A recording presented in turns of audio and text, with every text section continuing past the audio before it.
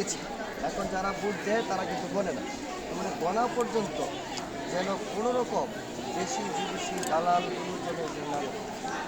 বাংলাদেশটা এই 55 বছর যদি এই দেশের মানুষ পরিচালনা করতে পারতো শতভাগ, তাহলে আমাদের এত সুবিধা বঞ্চিত হতে লাগতো না। ধন্যবাদ। আচ্ছা, আপনি ইতিমধ্যে বলছেন যে একটি ভোট কেন্দ্রে অপ্রীতিকর একটি ঘটনা ঘটেছে, এছাড়া কি আরো কোথাও কি আছে ঘটেছে? আছে কিছু আছে, যেমন আমি শুনতেছি যে আপনি জানেন প্রচারণা বন্ধ, তাহলে ভোট কেন্দ্রের গেটের পাশে যদি মানুষরা বলে যে ভোটটা নষ্ট করেন না, অমুক থেকে ভোট দিয়ে তমুক থেকে ভোট দিয়ে, এটা আপনারা যারা মিডিয়া মিডিয়া নিউজে আছেন, আপনারা জাতির বিবেক, আমি মনে করি ওসমানকে আপনারা ব্যান করছেন, সাগর খানকে আপনারা ব্যান করছেন, জাতির বিবেক আপনারা দেখেন যে গেটের বাইরে লোকজন বলতেছে যে ভোটটা কিন্তু পৌঁছাবেন না, ভোট তো কাজ করলা না, ভোট তো পৌঁছা দিন না, পৌঁছে যাবে ভোট প্রতিভা।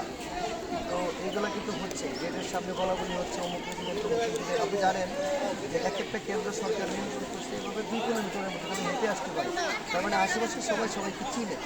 তার মানে আমাদের কিন্তু অসুস্থ রাজনৈতিক দেওয়াল এখনো ভাঙতে পারে নাই সাধারণ মানুষ। তার মানে কোনো একজন এজেন্ট বা কোনো একজন ব্যক্তি কোনো একজন বেজ লাগায় বলে যে ভোট নষ্ট করবো না, অমুক দেবো দেবা, এটা আমরা আশা করি। ধন্যবাদ আপনাকে। আপনি তাহলে ঘুরছেন? হ্যাঁ, আমি কালকে রাত্রে থেকে অনেক গেছি, কারণ হচ্ছে আমাদের এখানে অনেক মেহমানরা আছে, তারা দূর থেকে আসছে, আমরা মেহমান করবো কিন্তু